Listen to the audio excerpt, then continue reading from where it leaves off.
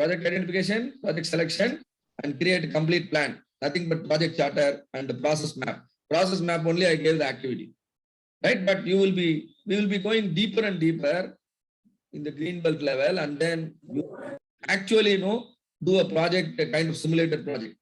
And these are the tools you need to actually master to be very, very effective in any project. Project charter, you understood.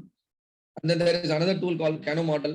Kano model is a tool that will help you to understand your customer's requirement. Most of the time, customer do not convey their requirement properly. Right? Yesterday, when we started the program, I asked you to introduce why have you joined the program. And all of you spoke very nicely. But in many places, what happened? They don't speak also. If the customer do not speak, do you think the service provider will know their requirement? Definitely no. But this is a big challenge. It is the same situation in any business, not only in training, not only with the students. If you want to buy a car, do you think you will tell all your requirement? You simply look at the price and how the car looks, that's all. But after buying the car, you will write very, very badly about the car in the social media. Am I right? The car is very worst. I paid 10 lakh rupees, but mileage is bad. The seat posture is, driver seat posture is not good. Seat is, I'm not able to adjust the height of the seat, height of the steering is designed badly. But did you tell all these things while buying the car? Have you checked it? Customer themselves do not know what do they want most of the time. Then how will you understand the customer requirement? There is a tool which is called Kano model, which is basically a survey and then analysis after the survey. How to do it, you need to learn. And then SIPOC. SIPOC is, again, the high level view of the process you are trying to improve. Flowchart gives every step, but SIPOC gives only important step. SIPOC means supplier, input, process, output, customer. And then you learned to Pareto yesterday, right? Pareto helps you to understand the problem very deeply and correctly. You can also use the same Pareto to prioritize the problem. For example, if you tell me, sir, in our college, we want to do a project. You want to do a project means what is your project? Then, we want to improve the academic performance of the students. Oh, very good. Academic performance of the students you want to improve. Then tell me what is the CTQ? Academic performance means pass percentage. Is that problem CTQ is helping you to understand the problem? Pass percentage. What do you mean by pass percentage? If the students score above pass mark, how much is the pass mark? 50. Am I right? 50. So above 50, any student, if he scores above 50, then that's a happy news for me. If the student scores below 50, then it's bad news for me. Now I am interested in pass percentage. Can I start the project with this information? Come on. Is this problem defined now? I want you to talk now. Is the problem defined now? We have to identify what is reducing the pass percentage. We have to identify all the factors and draw parallels. One minute. We are in the define phase. You are talking about analysis. This mistake all of us do. See, if you are a principal in the institution, you are trying to run a project. What is your project? You are trying to improve the pass percentage of the students. Do you really want to improve the pass percentage of the students in the whole college? Whole college, there are 10,000 students. Is it your goal? Or is it you really wanted to improve the pass percentage of the students in mechanical engineering department? Is this question important? Yes, sir. Called stratification. Going deeper, diving deeper. Unless and otherwise you narrow down your problem, unless otherwise you make your problem more and more specific, I'm sure you are not going to do anything. Am I right? You can't improve the performance of 10,000 students in a single project. It's not possible. Maybe you have to do 100 projects to improve your whole institution. Logical, right? So always the project team, project leader, think deeply. And now understanding that, okay, mechanical engineering department students pass percentage, I'm going to improve. Now tell me whether you want to improve the final year's pass percentage or third year's pass percentage or the overall pass percentage. What do you want to improve? Final year students pass percentage. Okay, final year students pass percentage. Within final year, they have got 2 semesters, 7th semester and 8th semester. Which one you wanted to improve? Okay, now the running semester is 7th. So 7th semester. Okay, within 7th semester, how many subjects you have? 6 theory and 2 practical. Now theory or practical, where is the problem? Practical students are getting good marks, am I right? Practical, there is no problem. Students are easily getting 80 and 90. So where is the problem? The theory subjects in the 7th semester. How many theory subjects are there? 6. Now for the 6 theory subjects, I will plot a Pareto. I understand maybe one of the subject in the 8th semester. What is the subject toughest for you in the 7th semester? What is the toughest subject? Finite element analysis. Wow, finite element analysis, the subject which is majorly pulling down the pass percentage of the students. Am I correct? Now your immediate focus, the principal's focus should go into finite element analysis. Arrange some additional training programs for the students in finite element analysis. Give your students more of practical exposure in finite element analysis. Make your students do some small projects in finite element analysis. Now a tough module, tough subject has been made very simple. Do you think this effort will improve the pass percentage? Right? This is called stratification and prioritization. Pareto can do 2 jobs. One is stratification. What is stratification? Taking you deeper and deeper. Whole college, that's no broader picture. Department-wise pass percentage. When I take department-wise pass percentage and when I plot a Pareto, I understand mechanical department result is worst. So I give preference to mechanical. Within mechanical, first year, second year, third year, final year, I understand 4th year result is very bad. And now I give preference to 4th year. Within 4th year, theory and practical. Theory is more problematic. So I give preference to theory. Within theory, there are 6 subjects. Out of the 6 subjects, FEA, the result is very bad. Do you now understand how I stratified the problem? After stratification, maybe you can use the same Pareto and convince your people. This is how project has been taken. Everybody will accept your logic. And similarly, prioritization metrics, there is another tool. This you will be learning only in Greenbelt. And when there are multiple criteria on which you want to choose the project. For example, mechanical department nowadays, there is no much demand. I'm sorry, this is students are saying. Mechanical department, now less students are joining. People are going for artificial intelligence and robotics and deep learning. Am I correct? Yes or no? So as a principal, I want to give importance to the departments which are in great demand. So I may try to tweak the Pareto. Pareto is telling me that go to mechanical. Mechanical is suffering a lot. But my organization preference is now different.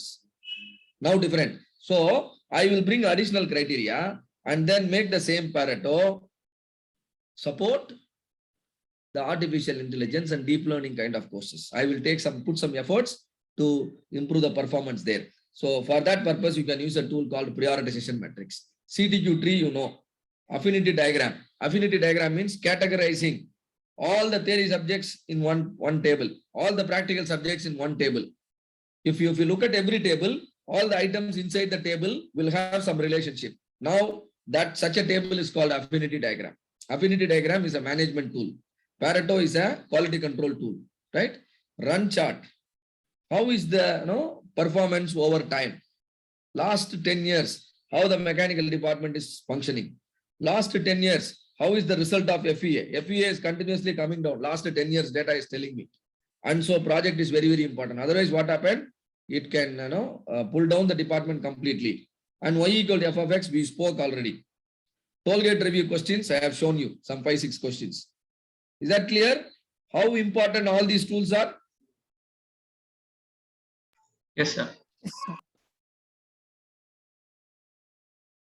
The deliverable. What is the deliverable of the defined phase? Approved project charter. And then high-level process map. The project charter will typically look like this. Six important headings. Business case, problem statement, goal statement, project scope, project plan, team selection. Business case should talk about Z variable. Problem statement should talk about Y variable. Goal statement should be about the Y variable. Project scope depends on where the process starts, where the process ends. Everything inside is under your scope. And project plan, once the scope is understood, plan can be created, team can be selected, timelines can be created. You can plot a Gantt chart and everything. So these are very important in the define phase. The tools you must actually master is voice of customer analysis, voice of business analysis, cost of poor quality. If I want to understand how the kind of improvement opportunities that exist in your college, the kind of problems that exist in your college, probably I must come to your college and ask the students. When I ask the students, they'll give me 100 problems. That's called voice of customer analysis. I can also ask your professors. I can also ask your principal. I can also ask your management. They will have 100 problems. Totally, I can identify 200 projects just by spending one day in your college. This is how you can identify problems. That is called what? Voice of customer analysis, voice of business analysis. But how you trigger them, speak about the problem, that is your skill. Right? And cost of poor quality, the known failures. The known failures are called cost of poor quality. Already the results are bad, students are now not joining. Already placements are not happening, and so now the market for the course has gone down. So there are failures, known failures. So you can identify problems by interacting with the customers, because they will give the clue. These are all the problem and other things. Or refer to some document. Also talk to the employees in the company, operator level, manager level, leadership level. Everybody will have a problem, right? And then known failures, already breakdown and all those things, those are called cost of poor quality. So these things, CTQ, you might have discussed.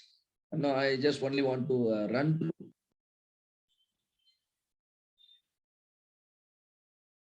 Oh, sorry. So let us say, this is the voice of the customer. Can you read out what is the voice of the customer? One of you read it out. I just need a quality car. Customer says like this, I need a quality car. That means your car is right now not of the required quality. If the customer, see, this is very vague statement. You have to interact with him further and try to understand the drivers of satisfaction. Now customer says, sir, why you say our quality is not quality? He says car performance is bad. Right? And then he says your car budget is high. He can say like this so many, but I'm only showing you two, right? For the concern of time. Now you are further asking, sir, what do you mean by performance of the car? Performance of the car means it should give a good mileage. It should have a good pickup. Sir, what kind of mileage you want? I need at least 15 kilometers per liter. Now do you understand your CTQ, one of the CTQ? Clear? The moment you get a number in your statement, you can understand, you identify the CTQ. And there is no number here, there is no number here. A problem which is less specific is now made more specific. A problem which is hard to measure is now made easy to measure. This is called making the problem measurable. And now pickup. Pickup means, sir, what do you mean by pickup? In 10 seconds, the car should reach a speed of 100 kilometers. This is the customer requirement. And also it's very important when you talk to the customer, do a survey, you must talk to the correct customer segment. Those who can potentially buy your car, you must only talk to them, isn't it? You should not, the person who cannot afford buying a car, if you go and ask him, he will not give all this valid information. He will divert your analysis into some other direction. Similarly, budget means the on-road price of the car is less than 8 lakhs. Because customer really do not care whether it is list price or on-road price. For him, how much I am going to pay, that is mattering a lot. So the on-road, so we have to make everything very, very clear. Otherwise, what happens? There will be disappointment. There will be different result. You might develop the car and then try to sell it, and dealer price is 8 lakhs, but on-road price is 10 lakhs. And now there is a difference of 2 lakhs. Now all your customer segment will not prefer your car. Why? Because customer expectation is 8 lakhs, but your on-road price is 10 lakhs. Where was the confusion? You thought that the dealer price should be 8 lakhs. But what is the expectation of the customer? The on-road price. So you have to make it very, very clear. That's why CTQs are important, right? Maintenance.